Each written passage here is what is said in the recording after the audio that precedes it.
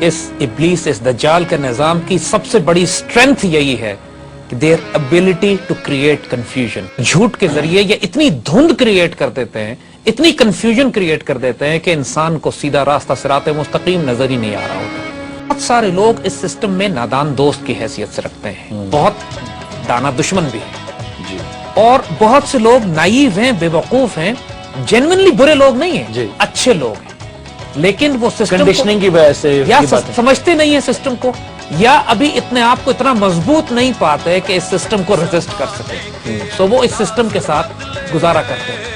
لیکن یہ اسٹرینتھ ہر آدمی میں نہیں ہوتی کہ وہ ایک آئیڈیالوجی کے ساتھ، ایک مشن آبجیکٹو کے ساتھ، اپنے آپ کو قربان کرنے کی پوری ڈیزائر کے ساتھ اس سسٹم سے تصادم لے۔ It's not possible for everyone. اور دوسری طرف جب معاشرے کا، سویلائزیشن کا، تہذیب کا زوال آتا ہے تو سب سے پہلے جو اس کی اشرافیہ ہے، جو ایلیٹ ہے اس معاشرے کی، اس میں زوال آنا شروع ہوتا ہے۔ تو اللہ کے بندے معاشی قحط سے، اکنامک کرائسس سے اتنا پریشان نہیں ہوتے جتنا قحط الرجال سے ہوتے ہیں۔ قحط الرجال کا مطلب ہے کہ انسان ختم ہو گئے، جو آج کے دور میں آپ دیکھتے ہو کہ لوگ پریکٹیکلی پوچھتے پھرتے ہیں کہ لیڈرشپ کہاں سے آئے گی، کیوں علامہ اقبال جیسے دانشور پیدا ہونا بند ہو گئے۔ یہ تمام کی تمام نشانیاں ہوتی ہیں کہ معاشرہ بذات خود ایک زوال پذیر معاشرہ ہے، اور اس کو ایک ریڈیکل انقلاب اور ریولوشن کی ضرورت ہے۔ سب سے زیادہ اشرافیہ میں جو کرٹیکل ایلیمنٹ ہوتا ہے وہ علماء کا ہوتا ہے، اسکالرز کا ہوتا ہے۔ اسکالرز اگر کرپٹ ہو جائیں، اسکالرز اگر کمپرومائز کر جائیں، اسکالرز اگر بادشاہوں کے درباری ملا بن جائیں، اسکالرز اگر وہ بن جائیں کہ جو بادشاہوں کے درباروں پہ کھڑے ہو کے بینیفٹس اور پرکس، پریویلیجز، نوکری، منسٹرشپ اور سینٹ کے انتخابات کے لیے کیمپیننگ شروع کر دیں، تو یہ بڑا تاریک لمحہ ہوتا ہے، very dark time for the nation, for the امہ۔ جو صوفیہ روشن ضمیر تھے، وہ ایسے اللہ کے ولی اور درویش اور فقیر کہ جو لاکھوں کو سنبھال کے رکھتے تھے اپنے، جن کے وجود سے آج تک فیض جاری ہے، شیخ عبد القادر جیلانی، نظام الدین اولیاء، معین الدین چشتی، بابا فرید رحمۃ اللہ علیہ، اس جیسے فقراء آج نظر نہیں آتے ہیں، بھی تو چھپے ہوئے ہیں۔ تو اقبال نے ان کو مخاطب کر کے کہا تھا کہ آپ جو چھپے ہوئے ہیں باہر آئیے، نکل کر خانقاہوں سے ادا کر رسم شبیری۔ اب خانقاہوں میں بیٹھنے کا وقت نہیں ہے، باہر آؤ، کیونکہ جو خالی انوائرمنٹ ہے، نتیجہ یہ ہے کہ جب علماء حق نہیں ہیں اور فقراء کامل نہیں ہیں تو ان کی جگہ پر جعلی پیر اور جعلی مولوی آ گئے، اور انہوں نے دین کا بیڑا غرق کر دیا۔ یوں تو سید بھی ہو، مرزا بھی ہو، افغان بھی ہو، تم سبھی کچھ ہو، بتاؤ تو صحیح، تو مسلمان بھی ہو۔ تو اقبال نے جتنا شدید حملہ کیا ان لوگوں کے اوپر، جس کی وجہ سے اقبال کے خلاف اتنا بڑا طوفان کھڑا ہوا، فتوی بازی کی گئی، مولوی اور پیر دونوں اکٹھے ہو گئے کہ جو پیر جعلی تھے اور مولوی علماء سو تھے، برے علماء تھے، انہوں نے اتنا فساد برپا کیا اقبال کے خلاف۔ لیکن اقبال نے اسرار خودی میں ڈائریکٹ اٹیک کیا ان لوگوں کو، اس زمانے کے وہ اسکالرز کے جو کانگریس کے ساتھ مل گئے تھے، جو انگریزوں کے ساتھ مل گئے تھے۔ کانگریسی مولویوں نے تو پاکستان کی بنانے کی مخالفت کی، اقبال کی مخالفت کی، قائد اعظم کی مخالفت کی۔ آج بھی جو کانگریسی مولویوں سے وابستہ لوگ پاکستان میں بستے ہیں، وہ آج بھی کہتے ہیں وہ کہ ہم پاکستان بنانے کے گناہ میں شامل نہیں ہیں۔ تو انہوں نے پاکستان کو نہ بنایا نہ تسلیم کیا، آج بھی تسلیم نہیں کرتے۔ یہ ہمیشہ ہر دور میں ہوا ہے کہ علماء حق رہے ہیں لیکن تھوڑے رہے ہیں، ان کو ایلیمنیٹ کرنے کی کوشش کرتے ہیں۔ جب بھی حق کی آواز کھڑی ہوگی، علماء سو اس کے خلاف، چاہے وہ دہشت گردوں کے ذریعے کریں، چاہے فتووں کے ذریعے کریں، چاہے قانون کے ذریعے کریں، چاہے جوڈیشری اور لا کو استعمال کریں، چاہے سسٹم کو یوز کریں، کیونکہ یہ ہمیشہ سے آرگنائز کلرجی کا ایک کمال یہ ہوتا ہے کہ یہ اپنے آپ کو حکمران وقت کے ساتھ، اپنے وقت کی طاقت کے ساتھ ایسوسیٹ کر لیتے ہیں، بینیفٹس اور پرکس اس سے لیتے ہیں، جنہوں نے اکبر کے ساتھ مل کر اکبر کے اس دین الہی کو جسٹیفائی کر دیا۔ اس وقت بھی تو مولوی موجود تھے، لیکن مجدد الفسانی واز ون جنہوں نے سٹینڈ لیا۔ تمام ہر دور میں یہی ہوتا تھا کہ چند آخری علماء رہ جاتے تھے سٹینڈ لینے والے، ایک آدھ، باقی بڑے بڑے علماء کمپرومائز کر جاتے تھے پریشر میں آ کے، خوف کی وجہ سے، جان و مال کا خطرہ ہوتا تھا، بادشاہ وقت کا ظلم اتنا ہوتا تھا۔ تو سٹینڈ لینے والے بھی ہوتے ہیں اور درباری مولوی بھی ہوتے ہیں۔ اسرار خودی میں اس کو بڑا، اس پر طنز بھی کرتے ہیں، افسوس بھی کرتے ہیں، کیونکہ آج پاکستان میں اگر زوال ہے تو ہم کھل کے صاف بات کر رہے ہیں کہ علماء کے زوال کی وجہ سے، اس وجہ سے ہے کہ علماء سو زیادہ ہو گئے علماء حق کے مقابلے میں۔ علماء حق امام احمد بن حنبل کی طرح کوڑے کھا کے سٹینڈ لینے پہ تیار نہیں ہے۔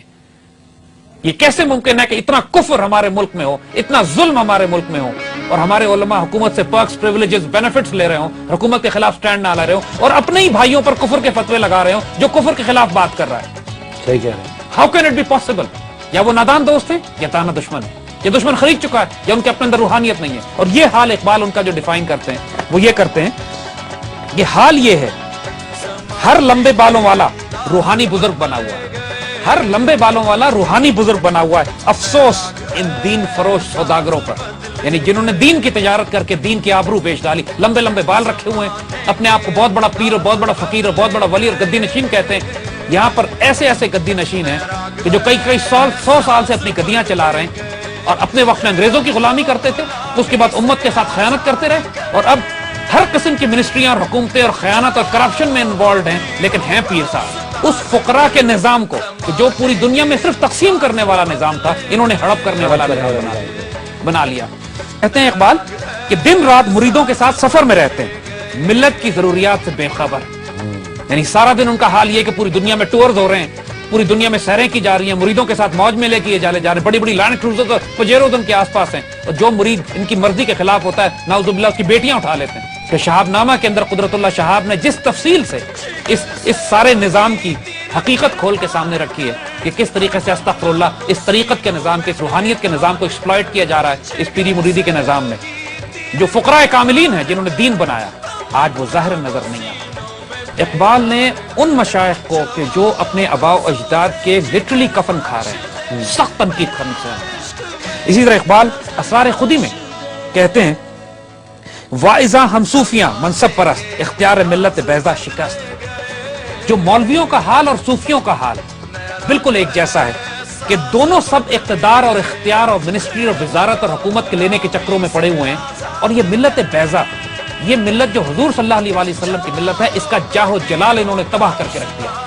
یعنی دیکھیے جو بات ہم نے آپ کو پہلے بتائی تھی کہ پہلے علماء کا جلال یہ ہوتا تھا، اعلیٰ ترین علماء وہ ہوتے تھے جن کے دروازوں پر بادشاہ کھڑے ہوتے تھے، اور گھٹیا ترین علماء وہ ہوتے ہیں جو بادشاہوں کے دروازوں پر کھڑے ہوتے ہیں منصب مانگنے کے لیے اور اختیار مانگنے کے لیے. علماء حق کو دیکھنا ہے اگر تو یہ دیکھیں کہ ان کے دروازے کے باہر بادشاہ وقت کھڑا ہے یا نہیں. علماء سو کو دیکھنا ہے تو یہ دیکھیں کہ بادشاہوں کے درباروں کے باہر کون کھڑا ہوا ہے. تو اقبال نے درد سے، تکلیف سے، شدت سے یہ بات کہی ہے کہ جب ایک عالم اپنی عزت، اپنا امامہ، اپنا جبہ، اپنا علم بادشاہ کے دربار میں بیچ آتا ہے جا کے، تو یہ امت کی آبرو بیچتا ہے، وہ اپنے آپ کو نہیں بیچ رہا. اقبال کہتے ہیں کہ کعبہ آباد است از اصنام ما خمد زن کفر است از بر اسلام ما. یعنی حال یہ ہے کہ ہم نے کعبہ میں دوبارہ بت رکھ دیے لے جا کے، اور کفر کا حال یہ ہے کہ ہم پر ہنس رہا ہے، مذاق اڑا رہا ہے کہ یہ مسلمان ہے، کوئی فرقوں میں بٹا ہے. کون سے اسلام کی بات کرتے ہو، کون سی شریعت کی بات کرتے ہو؟ اگر آج بھی اسلام آپ پاکستان میں آپ دیکھو کہ لوگ مذاق اڑاتے ہیں کہ کون سا دین نافذ کیا جائے گا یہاں پر. یہ مذاق بنا لیا ہے ہمارا اس وجہ سے کہ علماء سو بڑھ گئے اور دین کی قیادت انہوں نے ختم کر دی ہے. اللہ کا کمال یہ ہوتا ہے کہ اپنی امت کو ملت تو کبھی ضائع نہیں کرتا. اگر اس طرح کے سارے علماء ختم ہو جائیں تو پھر چنگیز خان کا عذاب آتا ہے، جس طرح بغداد میں آیا تھا کہ پورے بغداد کی آبادی کو اور علماء کو اللہ نے تباہ برباد کر کے رکھ دیا.